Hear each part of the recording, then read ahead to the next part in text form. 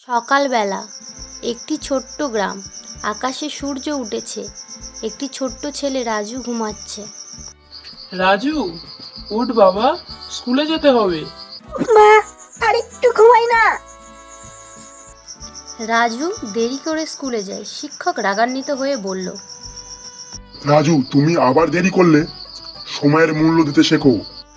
রাতে রাজুর স্বপ্নে সময়ের দেবতা আসে, ঘড়ির মতো বিশাল আকৃতির। রাজু, তুমি কেন সময় নষ্ট করো? আমি আমি বুঝিনি সময় সময় এত দামি। একবার হারিয়ে গেলে সময় আর ফিরে আসে না। তুমি যদি সময়কে সম্মান করো, সময় তোমার পাশে থাকবে। রাজু ঘুম থেকে লাফ দিয়ে উঠে পড়ে। মা, আমি আর দেরি করব না। এখন থেকে সময়ের মূল্য দেব।